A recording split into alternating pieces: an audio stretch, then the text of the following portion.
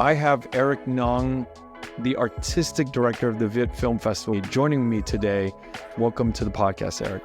Thanks, Kenneth. I'm happy to be here. I got to see you last Sunday on stage talking about the launch of the Viet Film Festival, and there's so much information that you store in your mind, and I'm like, and here we are. And I'd love to hear a little background about, how you came to be the artistic director of this amazing film festival. Yeah, that's a bit of a long road. I didn't hear about Viet Film Fest until I was an undergrad. I was in my final quarter of undergrad at UC Irvine in the spring of 2015, and I was taking Cham Le's Vietnamese American Experiences course. And one of the extra credit things was that you should go attend Viet Film Fest. And being a film buff, a longtime film buff, I was like, never heard this before. Might as well give this a shot, see what it's like. So I was at VIF 2015 as an attendee. I didn't quite get involved with the festival again until 2018 because I was just too busy with grad school stuff at the time.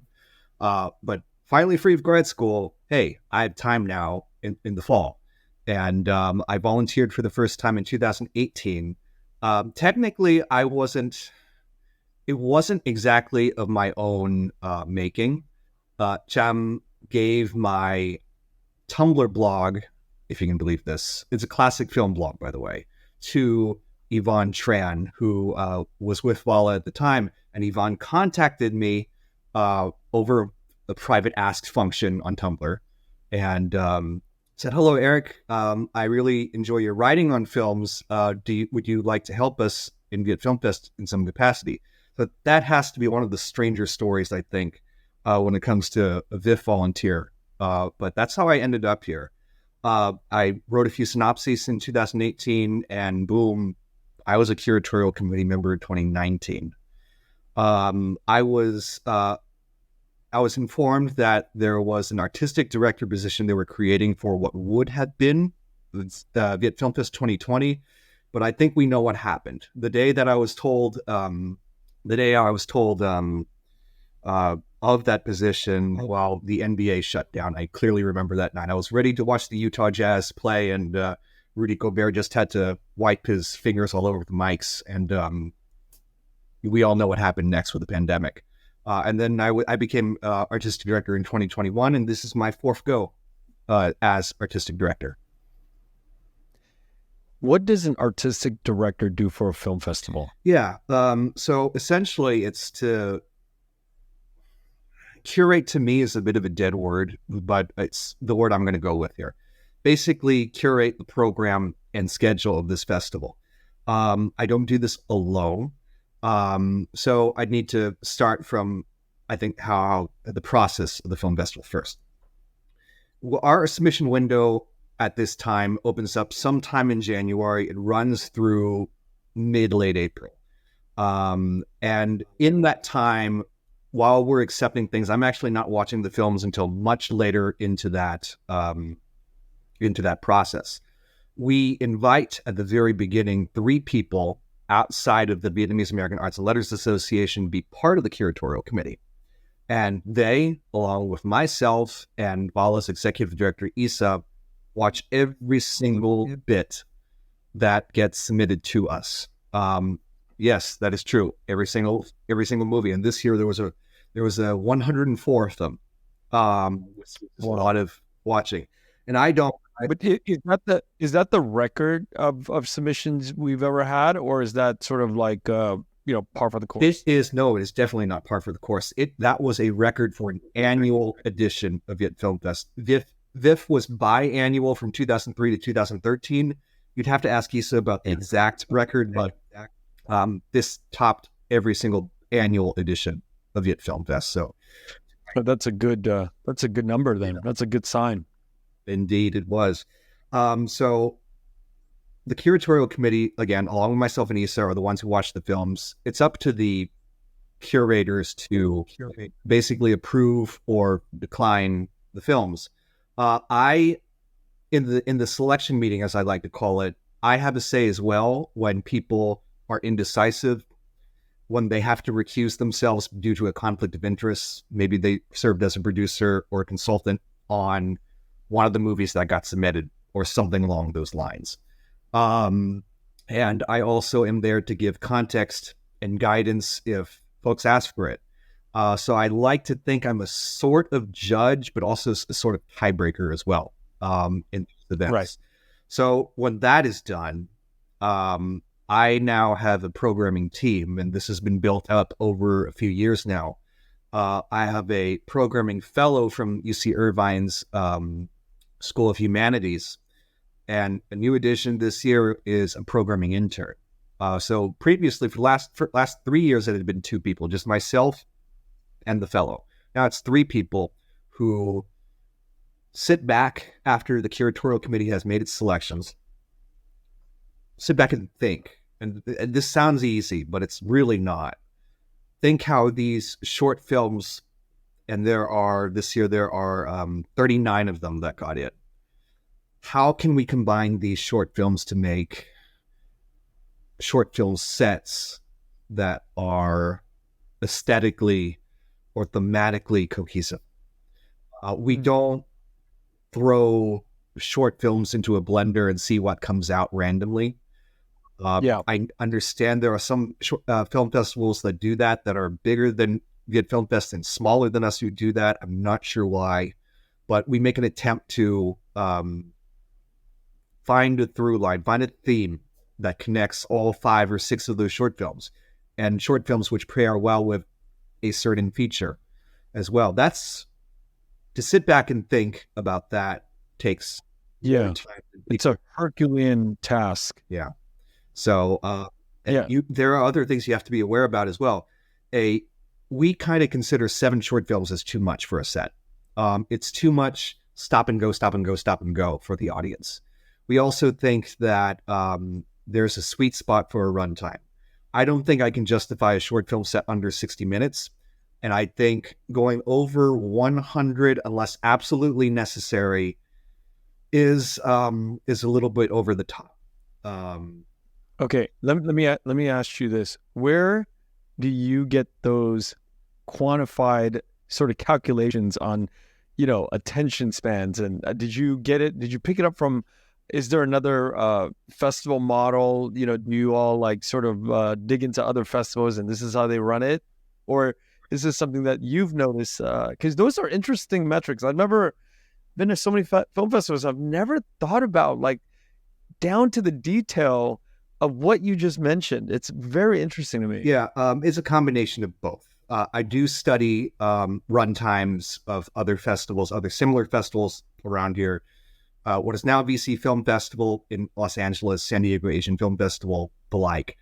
So I look at those, look at how they program things, and adapt. A little of my own personality is in there as well, I'd like to think. Another influence I have are every year there, it's not the Academy, but I think it's Shorts TV. They will do the 3 packages of the best animated, best documentary, and best live action short film nominees for the Oscars that year. And I've noticed that in animated particularly, animated shorts tend to be shorter than the live action and the docs. Just for everybody's awareness, a short film as defined by the Academy is 40 minutes or less. A feature film is 41 minutes or more. We use the same definition. The animated shorts, again, tend to be shorter. And sometimes if you take all 5 nominees together, the runtime ends up to be 40 or 50 minutes. And you really can't justify a full ticket price for a 40 or 50 minute program. So what Shorts TV will do is throw in some of the honorable mentions, the films that almost got nominated in there, just to bulk it up a little bit and get it past an hour. Makes sense. Yeah. There's all these economic conditions that are behind the choices. Yeah, and I think with doc shorts as well,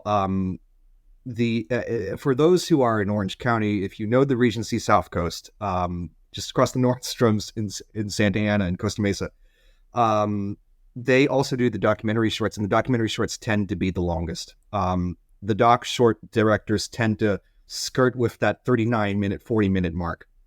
And if you put all 5 films together, you can have a runtime of almost 3 hours.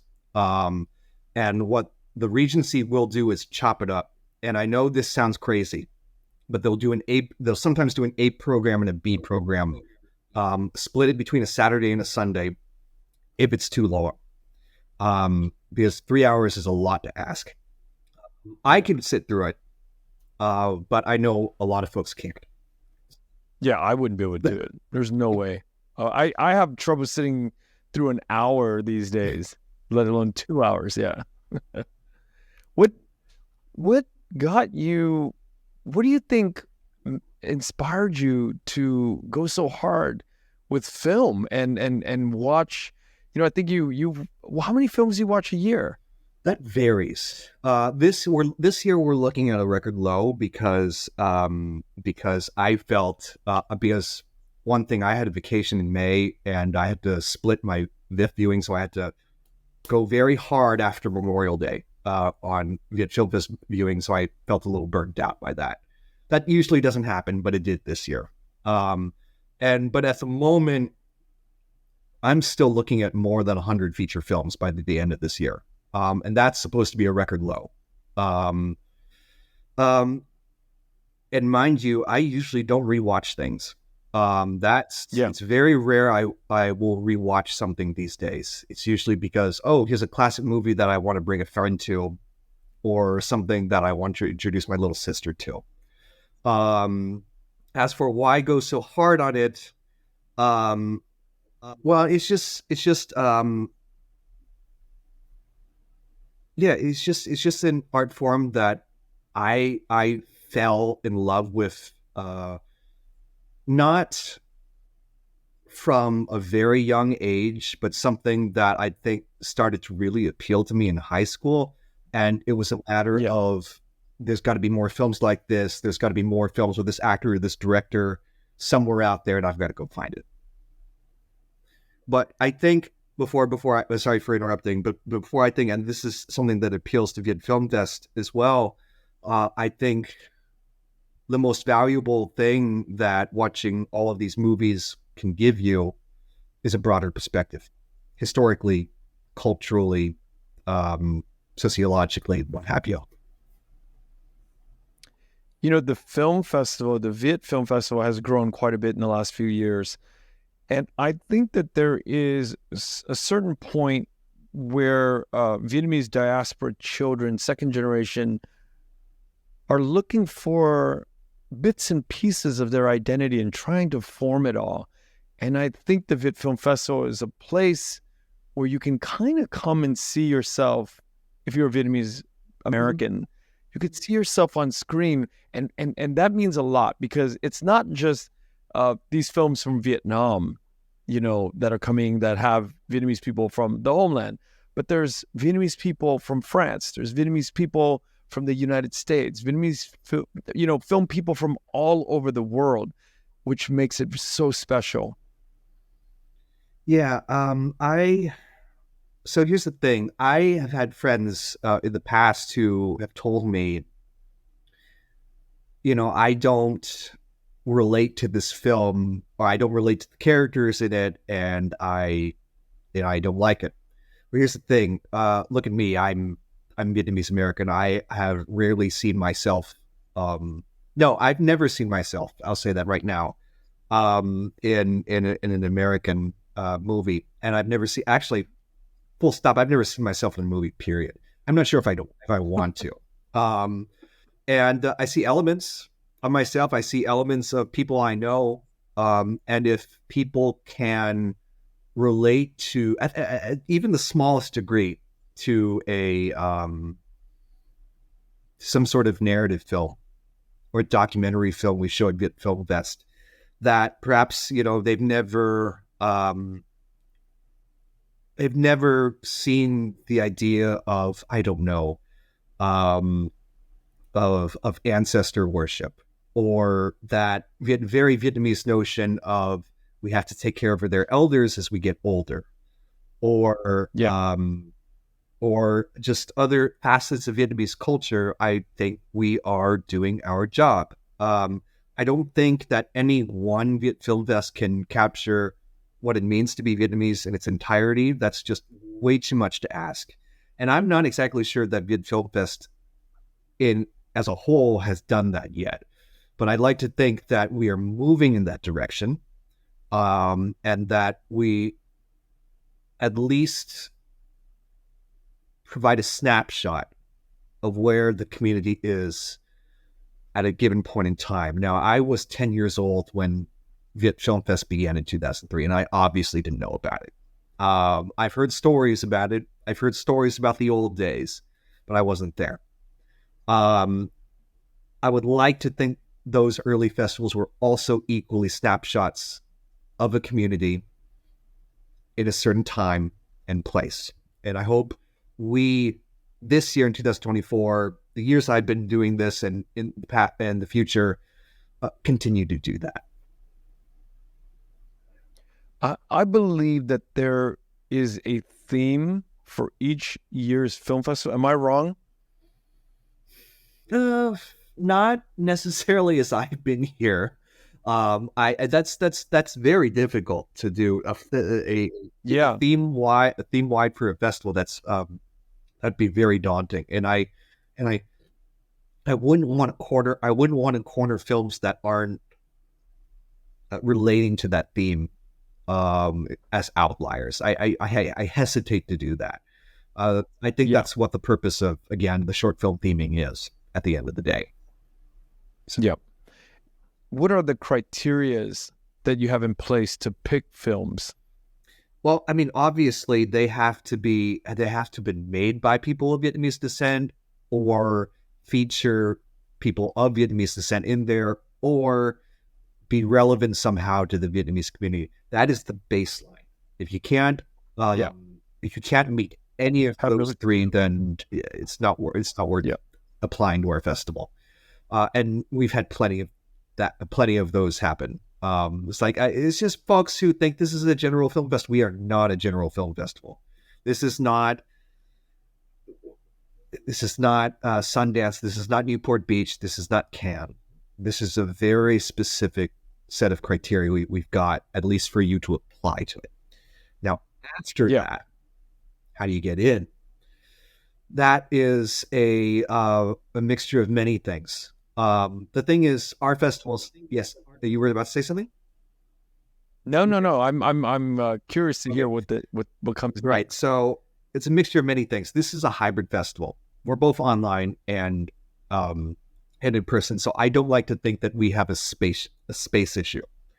At the end of the day, it's some very strange combination of production values, acting, writing, how well you develop your narrative themes or your documentarian themes, how artistically interesting your film is,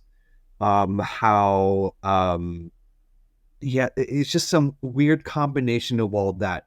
And out of that, the curators will sit down, talk about it with myself and Isa, and try to form an agreement from there. Basically, we have we ask our curators to rate things from a 10-point scale, but we also give them a yay, nay, maybe.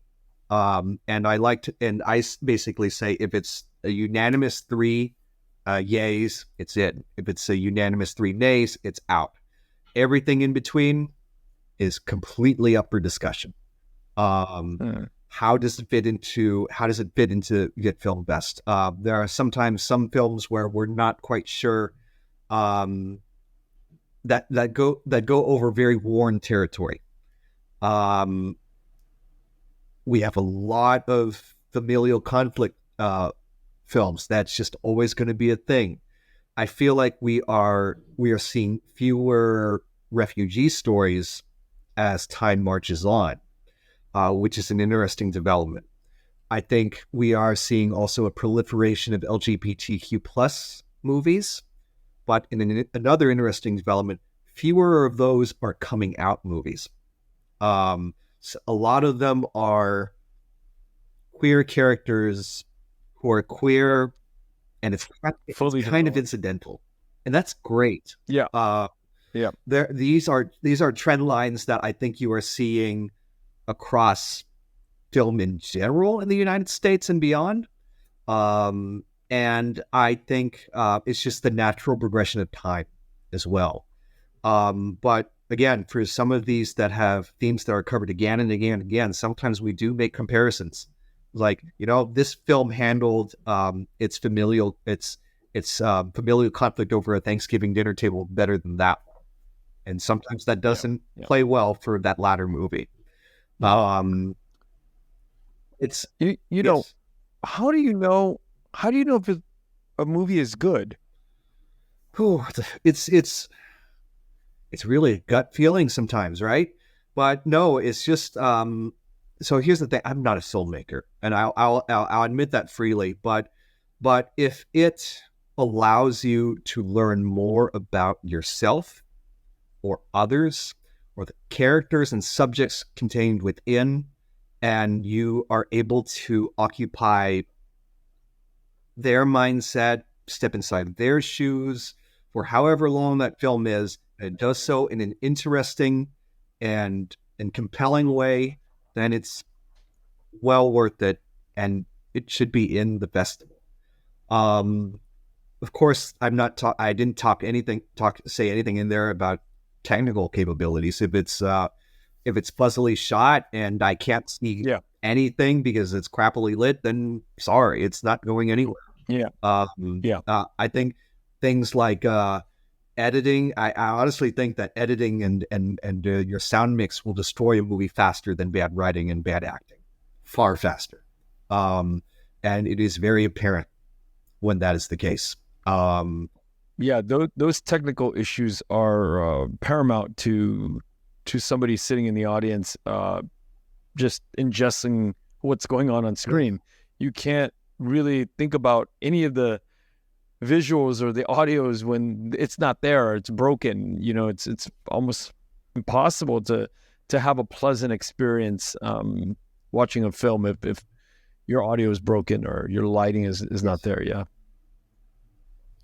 So those are the things that are like at the very minimum. But then we're looking at like, how do you know that your taste, and I'm not saying you, but somebody who's selecting the other three that are selecting the movies, that, I always wonder when people come together to pick these sort of subjective pieces, how do you all get on the same page about quality, about feeling, about gut emotions?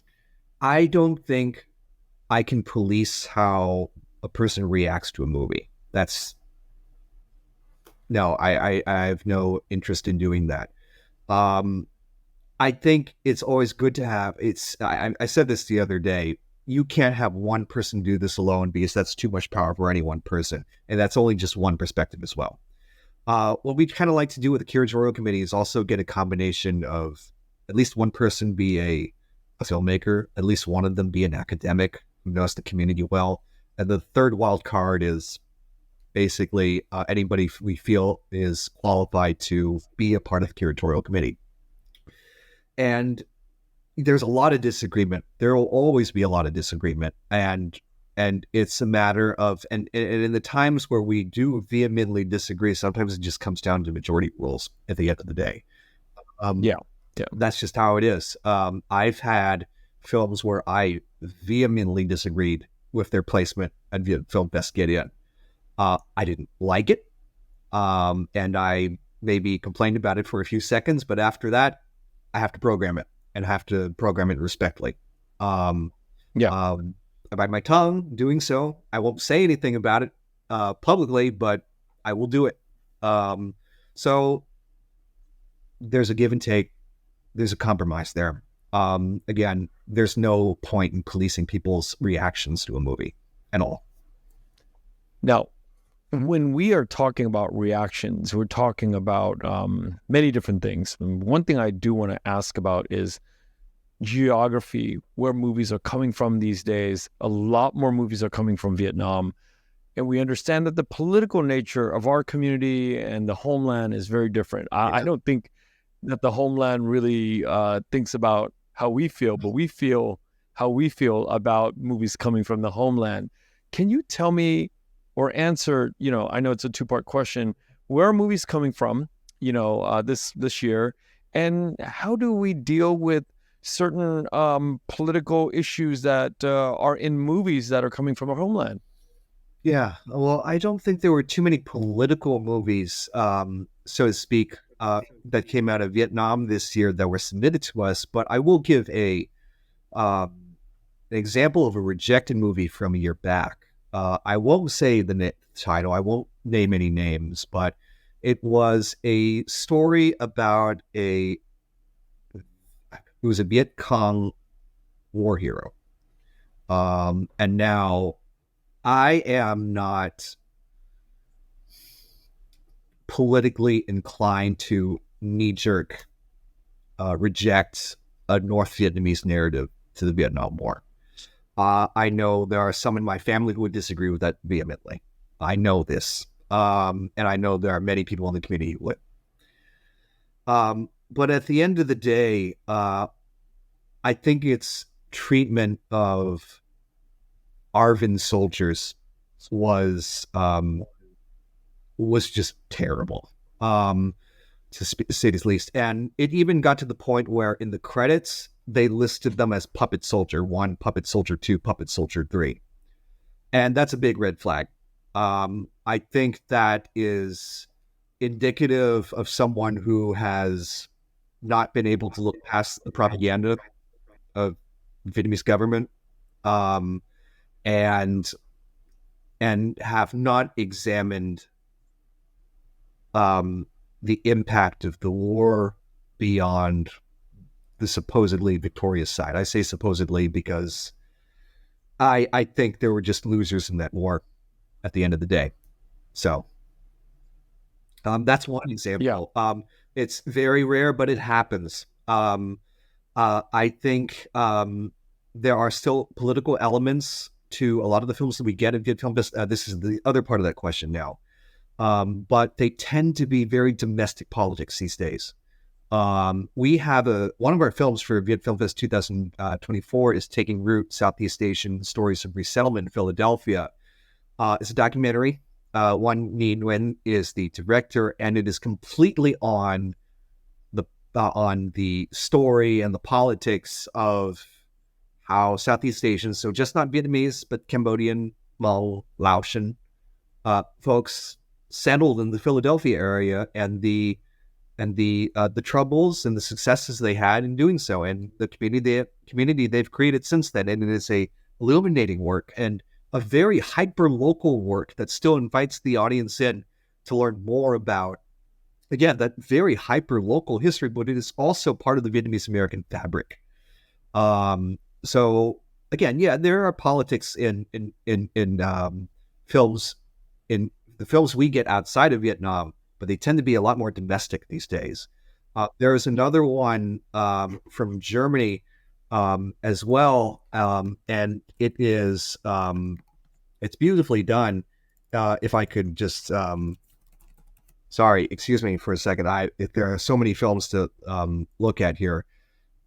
There's a film where we have a mother escaping from Czechoslovakia as it is about to fall, and she's trying to get into West Germany. And that is, again, a very political work in a sense, but once more, it's a very domestic look into things. It's by the way, the movie is called I Loved You First. Very, very specific with its politics. And that's a feature film? It's a short film. Short film. Okay. And who are the people that come to the film festival? What's the demographics that we're talking here? Well, a lot of them are some of the folks who have known the Vietnamese American Arts and Letters Association for a long time, who are just our loyal members. I know they're not getting any younger, but I always enjoy seeing them, and I enjoy having them around. I also like to think we are reaching out to more folks who are my age, us millennials, who are at a point in time where maybe we don't see our families as much anymore. Some of us, I know a lot of us are still living with our parents, but for those who are further along and maybe are not as connected to the community anymore, we miss a part of that. And I have friends who are no longer SoCal based who tried an attempt to watch Viet Film Fest virtually and try to reconnect. So I think there is an element there. And of course, our Orange County, our Southern California base as well. But I need to also mention that, again, we are a hybrid festival. This was a decision made back in 2021 because obviously COVID was still around and is something we have kept. And over the years, we have cultivated I'm not going to say insignificant, nor am I going to say a gigantic audience. It is a good handful of folks who are returning year after year from beyond Southern California to watch our films. I have a number of non-Vietnamese friends that I've made over my time at undergrad and grad school. And I was at UC Santa Cruz, by the way, from 2011 to 2013. So I have a bunch of Northern California friends who are not Vietnamese at all. And they have come to support the festival virtually because they just can't justify coming down to SoCal just for a weekend for the festival. I hope they are able to some year. But if they attend virtually, I'm okay with that. Do you feel, as somebody who came up in Orange County around a lot of Vietnamese people, that the culture in Orange County, the Vietnamese American culture, is it sort of on an upswing, or is it, on a downswing? And, younger people are not really interested in learning about the music or the traditions, and they're just in it for like every year we just come home for that and be with our parents. What's the temperature and the pulse read for Vietnamese Americans in Orange County? That's a fantastic question. I'm not sure if I'm the best person to answer this at all. Just from your perspective, from one man's perspective. I think the culture is changing, but in a way that, yes, a lot of the old traditions are going to go to the wayside. I think the Vietnamese American community eventually will look like something like the Irish Americans, the Italian Americans who have been here for more than a century will look like eventually. I think there will always be an element who uphold the traditions and the language. Full disclosure, I am not fluent in Vietnamese at all. My Vietnamese is terrible. And here I am still talking about this and in this position. I'm just curious. I think it was a matter of, if we're going to go back to my family past, my parents I'm going to be very personal here. My parents, I live in Irvine. I grew up in Irvine. Irvine is, it is very Asian these days, but when I grew up there in my kindergarten class, I mean, it was probably one of maybe 3 Asian kids in the whole kindergarten class. By the time I graduated high school, my high school class was plurality Asian. Irvine has changed a lot over that time. And I know it's not a Vietnamese dominant city, but it gets you thinking. My parents, when I was very young, I think there was an idea that they wanted me much more to assimilate than to necessarily adopt the Vietnamese culture. I know that's very different for some parents, but my parents were more on the assimilation side. And I say that in a neutral way. Not with any malice, not with any, this was the way to go. I say it neutrally. And they were of the opinion if Eric, or my middle name Qua, if Qua was, as they always call me, if Qua was to learn more about Vietnamese culture, he will do it himself. And I like to think that I'm not saying this is the end of the arc, but this arc is probably going to be with me till the rest of my life, and I don't know where it's going. Wait, what? An arc of learning more about Got it. Being what it means to be Vietnamese culture, yada yada yada. Why do you think that you have this desire, this inspiration to carry on the arc till you die? I mean, it's not everywhere. It's not, because I have it too. You and I both have that. We share that deeply, and this is why we do the work that we do. Why do you have it? It wasn't always that way, right? It wasn't there until maybe, I would like to say, again, we're getting really personal here. My only had a stroke, and he eventually passed away about several years later. And I'm sure he had a lot of stories with them. He was an Arvin photojournalist who dealt with the fact that he was put into a re-education camp along with his eldest living son. And he never really spoke about his experiences to his kids, and the only person he really spoke about it to was to my grandmother, who is thankfully still around. So I never really got to hear those stories. Well, my grandmother's still around, so I can't say it's gone with them, but they're inaccessible to me at this moment. In many ways, it is, in a sense, reviving my grandfather in a way, who I think he would tell you that me and my sister were her favorite grandkids. Yeah, it is. It's a sense of, I don't want to say resurrecting the dead. That's wrong. But it is a sense of trying to honor, Keep his presence around still. Yeah, exactly. That is an element to it, and also a lot of it is. I just randomly had a time to have a for fun class my last year of undergrad at UC Irvine. Why not the hell do it? And just kind of went from there. You know, Eric, I don't mean to put you on the spot, but I'm going to ask you a question about films. Yeah. I'm going to ask you a question about your favorite Vietnamese films.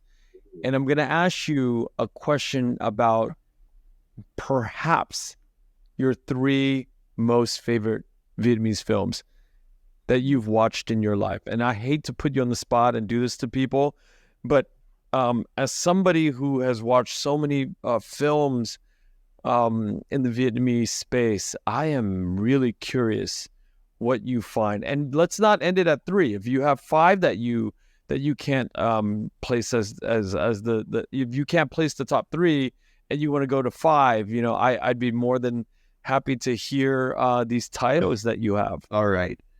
Well, I'll give you 3 because, full disclosure, when I took this artistic director job, I took it knowing that I would have a lot of backlog to do, in the fact that there's a lot of movies I haven't seen in the old days. And over there on the other side of the room right now is a box of DVDs I have borrowed from Isa that I'm very slowly getting through, very slowly. And she's like, there's no pressure, but I will get around to some of them. So there's a lot I haven't seen. So a lot of what I'm going to say is probably going to be very recent. So just so you know. Yeah, I just want to hear it. I think top of the list has to be Song Lang. That was great, gorgeous, drop dead gorgeous movie. Yeah. So Song Lang is a movie by Leon Lay that was maybe 4 years ago. Was it pre-pandemic? Yes, it was at Viet Film Fest 2019. I think it probably appeared the year before. Yeah, what a great film! That's definitely up there with me. I agree with that. That's a great taste there. So Lang's a amazing film. Another one I would like to point out, I think it appealed to me because, for those who don't know, Nong or Nong, as would be the more proper pronunciation. I am part ethnic minority. I'm not fully ethnic Vietnamese. I'm one half ethnic Vietnamese on my mom's side, but my dad's side are ethnic minorities. Children of the Mist, a documentary from last year. I don't have Hmong heritage. I don't, but it was set in a place where I had visited and was very close to my dad's ancestral, at least my dad's side of the family ancestral home. of far northern Vietnam, up in the highlands. And in that documentary, we learned about the issue of bride napping or bride kidnapping, which is illegal according to the Vietnamese government, but they have no means to enforce it. And it's also a cultural thing. So if they decided to crack down on it, there's going to be a lot of resistance. I thought it was beautifully made. I thought it, yes, it is an absolute heartbreak of an end. But it is this sort of documentary that I just so fully admire, from the craftsmanship to how personal it was. Children of the Mist. The Mist. That was a. And yes. how would people watch, Song Lang or Children of the Mist, and then we'll get to the next films that you're going to tell me about. But so far, I'm wondering, how do people get to watch that? I miss Children of the Mist, but I've heard so many good things about it. That's a great question. I know that it was an episode of PBS's Independent Lens.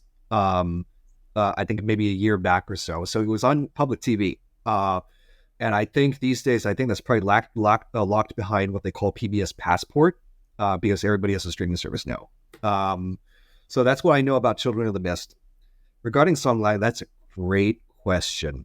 I don't. Yeah, there needs to be a distribution like online where we can just Netflix, Vietnamese Netflix, where we can just all go to, so we can see all these beautiful. Yeah, films. that'd be great. I do need to mention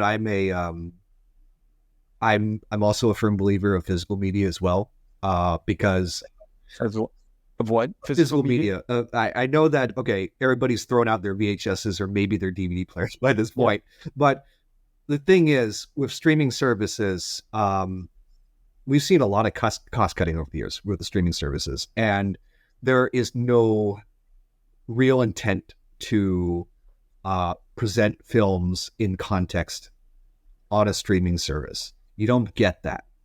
That's one big thing I have against it. It's a great resource, I think. It democratizes things, but it's bad at placing films in context. And it's bad at keeping films there as well. I am, and I will get to this in the time we have remaining.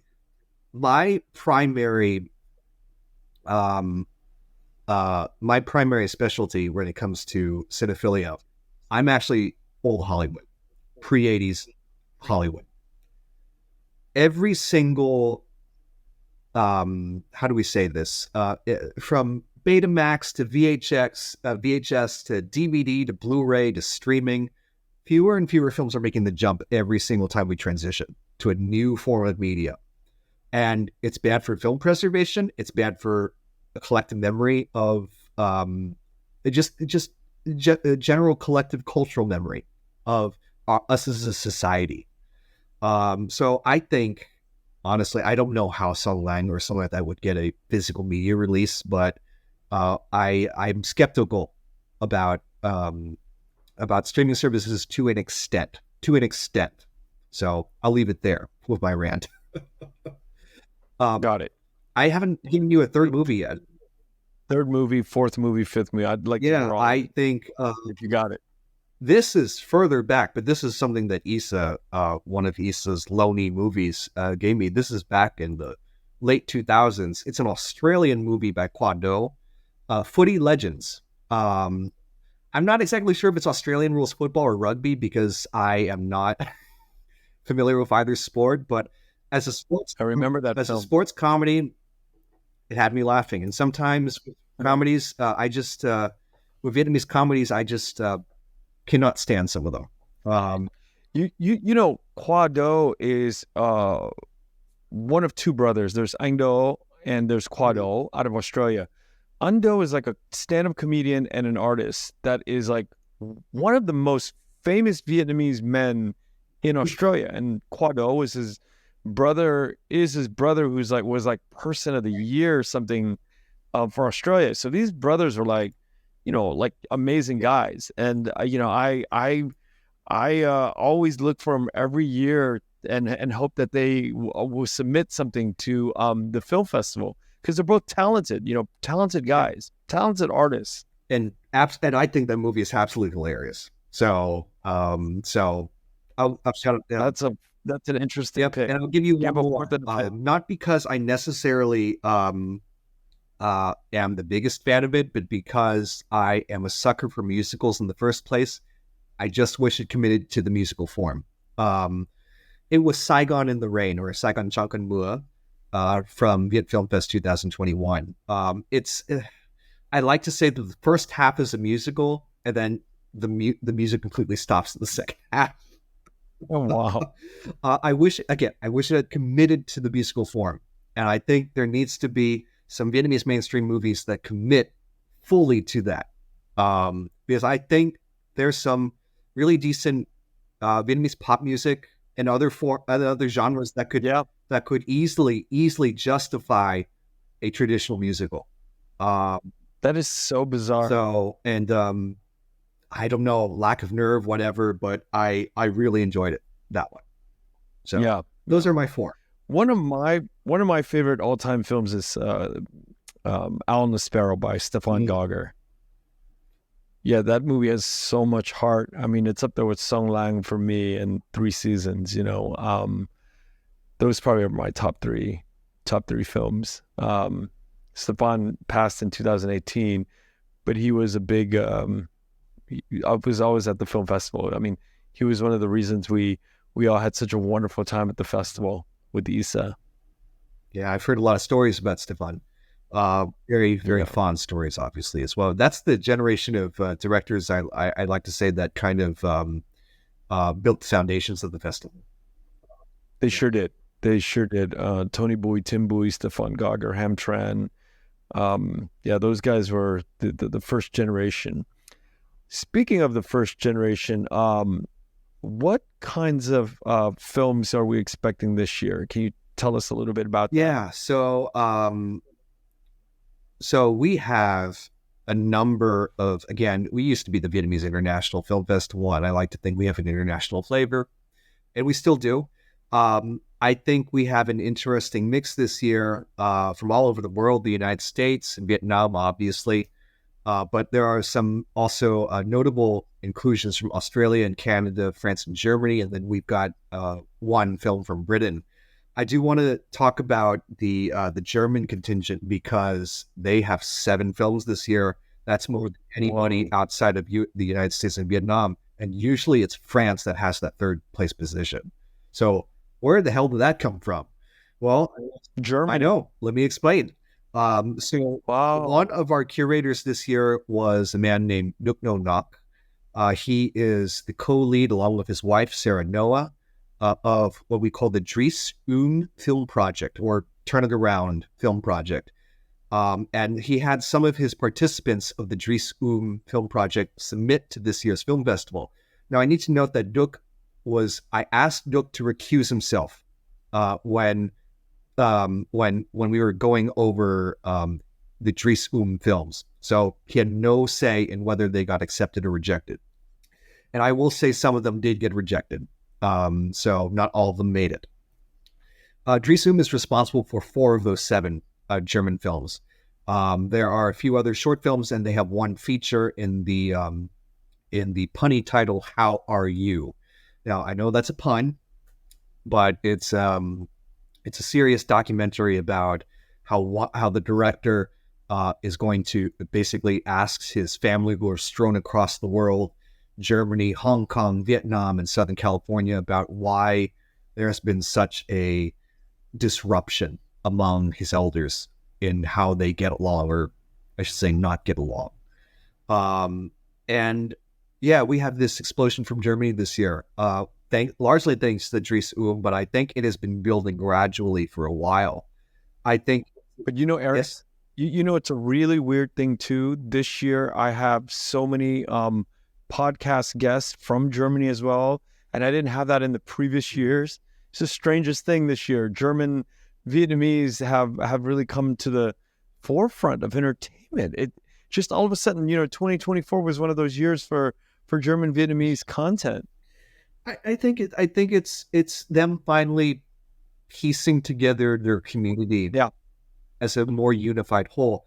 I think it's always been there, but I think there are other countries where you can say this of as well. The Czech Republic, I think, because of the program of migrant Yep. workers, economic workers for the Eastern Bloc, I think they've got a community as well, but it just needs to cohere. I think there are other countries. I think the UK can do a better job as well. Uh, But the UK doesn't have very many, no, but like the Germans or the Czechs. There's quite a few more of them, and I think that their kids are actually coming of age these days. You know, they're finally in their mid-20s, late 20s, and they're finally doing things now and I think we're going to see a lot more of them come out in the next few years to come.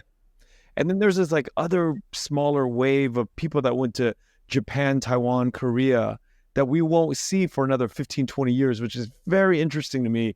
These immigration patterns that produce art that we won't be seeing for the next 10, 20 years because, that first generation is busy making money. And then that second generation, once they get sort of like this foothold in wherever they're living, they start to make art. oh yeah, I look forward to those waves. I hope to be around to see them. I hope I will be there. But yeah, there's that. I think we have some significant. One more thing internationally, significant contributions from Canada as well. Uh, Canada has always been strong. It helps that there are northern neighbors, but our opening night film is opening night feature is Rue. It is it's directed by Charles Olivier Michaud. Okay, he's not Vietnamese, but the plot is about a Vietnamese family who come to Quebec as boat people, and they try to make a life for themselves. And they largely go about their lives quietly with their trauma over their experiences a little under the surface, not speaking about it, but there are reminders in their everyday life that follow them. It is a drama. I wouldn't call it a family movie. I think if you have emotionally mature children who can handle maybe some of the more disturbing images of the boat people, I'd invite them to come see it.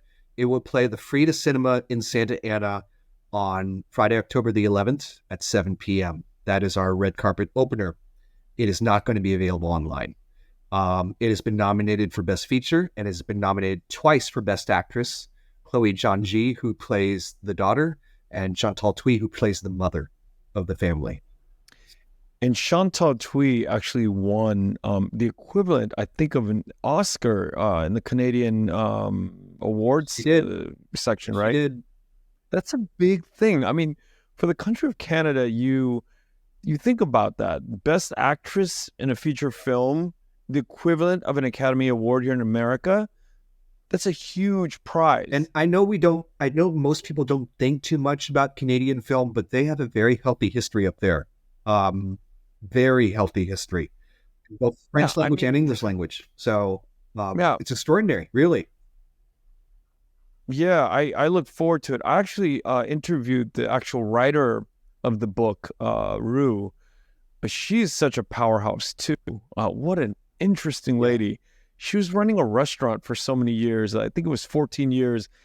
And the people that came to the restaurant were like all kinds of artists. And this one publishing woman kept coming back and saying, you have a story in you, and had her, really write this book and it submitted to her, the publisher, and, became a book, and that book was adapted. And I remember when Chantal was telling me about this book years ago, she said, working on, helping get this book produced and acting in it.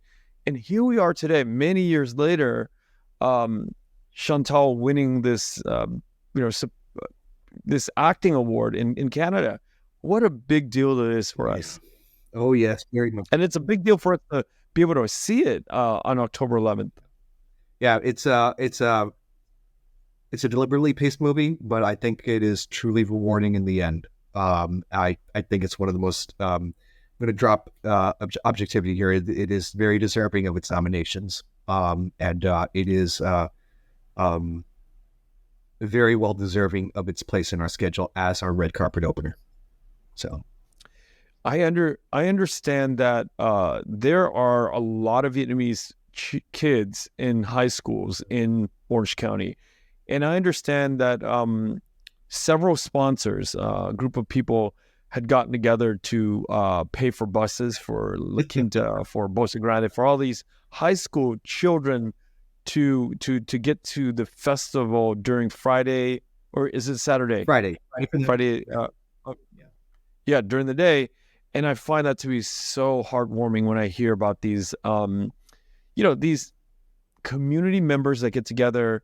Dear friend of mine, Dr. Bao Win, and Dr. Trang Nguyen. She's a principal out of Bellflower, at one of the Bellflower elementary schools. Jackie Nguyen, I think Amy Nguyen, all donated for buses, and I think they really got probably hundreds of kids being bussed into the theaters to be a part of this film festival. It's a big thing for me. Yeah. So for those who don't know, what we're referring to here is something called the High School Students' Day. It's a tradition that began at Viet Film Fest in 2007. And essentially what goes on is that the kids who are taking Vietnamese language courses in the Little Saigon area at the high school level, we bus them in for our morning and midday screenings on the opening Friday of the in-person screenings. And this set is also available online. It's not just for secondary school students. So, us adults can see it too. It's perfectly fine. But this is for them. This is for them to see a side of Vietnamese culture that they cannot get only from Orange County. I look at the lineup for Crossing Generations, which is the name this year for the high school student set, and Mike is set in the Dakotas. Viv Silly Mango is set in a middle school in Australia. Pho is French. One Summer Night it was shot in SoCal, but it's meant to have been to take place in Louisiana. And Boat People, one of my favorite short films of the festival, is an animated short film that comes to us by way of Canada. This is to open their eyes. I think in the past, the tendency was to get films with the Vietnamese language in there, so that it appeases, again, Vietnamese language teachers. But I think in some ways that is a little limiting. And I think for some students who may not be interested in certain sorts of films, that may be a disservice.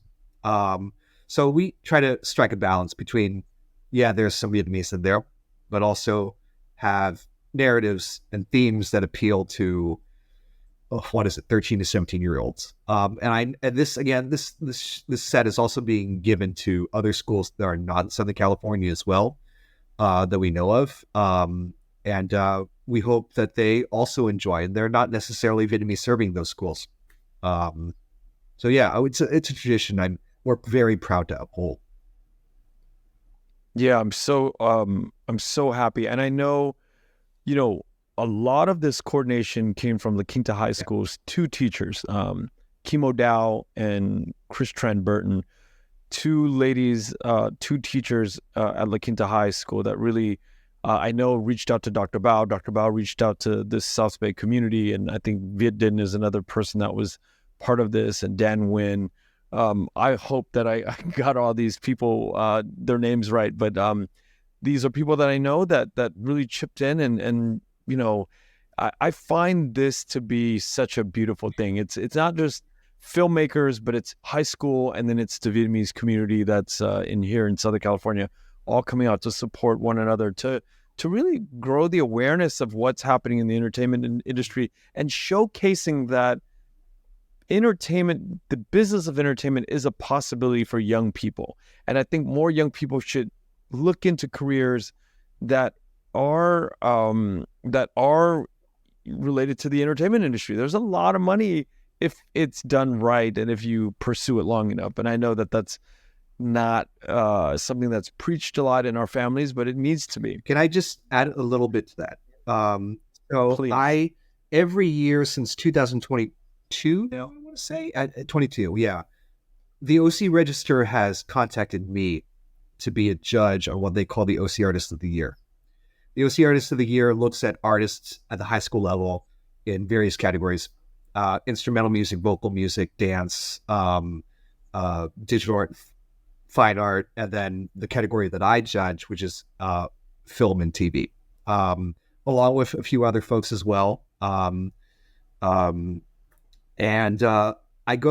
gone there the last few years, and it's dominated, and this is very local knowledge, by the likes of Orange County School of the Arts, Huntington Beach Arts Academy, St. Margaret's Episcopal, which is in South County, big private schools. But every now and then there's one or two Vietnamese kids from a Fountain Valley High or Beckman. Beckman is on the Tustin Irvine border, for those who don't know, or something like that. And then I think there was one Latina girl from Santa Ana High School, of all places. It's demographically dominated by a certain, sort of kid. And Vietnamese, and there are a number of Asians there. They're generally not Vietnamese, but every now and then there's a Vietnamese kid, and maybe they're not as refined as the OSHA kids or the Huntington Beach School of the Arts kids, but you can see the desire. And I think you also see, and I say this not to criticize, a lack of understanding of where they come from. I'm not saying that as criticism. They're young. They have time to learn more. But I think it's still reflective of the community that sometimes I don't think talks as forthrightly about the many issues of the Vietnamese American community that we have, of why we're here in the first place, and many other things. So it's something that I've noticed, and I think it will grow gradually. Yeah, Eric, I really appreciate you bringing that up. And I think that the hard topics that are typically swept under the rug for us, I hope that there is a proliferation in podcasts, Vietnamese, owned podcasts that come and talk about these things, mental health, the inability to kind of like engage in the entertainment sector and the arts and the creative business, and what you just spoke about. So I hope that, as we grow as a community, we're able to kind of communicate more about these topics that we sweep under the rug. Lastly, where can we find all this information online? Yes. So pretty much everything's on vietfilmfest.com, our website. But if you would prefer, to consume social media, we're also at Viet Film Fest on Facebook and Instagram. We use a virtual platform called Eventive for our virtual screenings. So you'll need to. There's a link to that on vietfilmfest.com when you go to the schedule and the ticketing. It's somewhat seamless, and it's just you'll need to read a few things if you're unfamiliar with it, but it's all there. We are also in person as well, as many of you know, from October 11th, October 12th, and October 13th. So that's Friday, Saturday, Sunday at the Frida Cinema in downtown Santa Ana. The Frida is the only independent theater in Orange County. They fashioned themselves as the Orange County's year-long film festival, and they've been wonderful partners. We've been with some of the chain theaters in the past with these film festivals, but none of them are nearly as helpful on the projection side, on the nitty-gritty logistical side as the Frida. Absolutely wonderful partners, and we're so glad to be back there. Yeah, it's like a community nonprofit theater, which is a godsend for an event like this. Eric, thank you so much. I do hope that you and I can create an annual catch-up like this. I don't know why I never thought of it before. I just, I think you and I worked with each other last year on an event for the film festival launch, but that's sort of like the first time I was aware of who you were. And then, we were so busy last year before, but now it's like, I'm so glad that you and I had this time to talk about the film festival, because you know a lot about what's going on and, you know, the curation of films. And I am so I'm so delighted that we did this. And like I said, I hope that we can do this every year. Oh yeah, that would be fantastic. It's been a pleasure being on here. And yeah, it kind of reminds me. Our conversation kind of reminds me. Do you know who Larry Mantle and oh Film yeah, Talk? oh yeah, absolutely. I try to listen if I can every week. Try to. Yeah. Okay. So Larry Mantle, I've been following him for decades. I've been a fan of him ever since, you know, I discovered him in my early years, probably when he first started. And Larry Mantle is a, you know, he's not just film or not just pop culture. He's sports. He's everything. He's an encyclopedia. And, you know, having this conversation with you today made me feel like I was speaking to our Vietnamese Larry Mantle. So it was very nice. No, we're not going there. I am not that jack of all trades. I don't know all sports. I'm a soccer man. So, but no, I think we need to keep in mind that, again, I've been here for 4 years. I consider myself very new to this position. And like I said, there's a box of DVDs over there from previous years that I'm very slowly making my way through.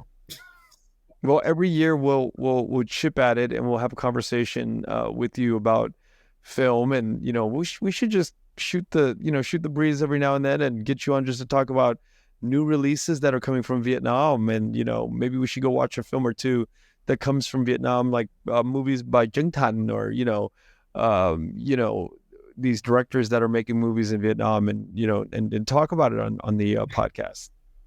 Why not? That sounds delightful. Thank you, Eric. Kenneth. All right, we'll see you in a few days. Hi, this is Kenneth Nguyen. A few years ago, before I launched the Vietnamese podcast, my father and all of his siblings passed away. Their passing marked the loss of their stories and the connection to my grandparents and great-grandparents. This is partly what inspired me to start the work of the podcast. Many of you still have the opportunity to record and preserve the legacies of your own families. I've just begun to sit with a few families now for interview sessions to record the rich histories of their parents and the lives of the generations that preceded them. Don't let your family's stories go untold. Take a moment to reach out to me, and together we will bring out your family's story on a recorded journey. I've included the link in the episode description. Visit VietnamStoryBank.com today for more information.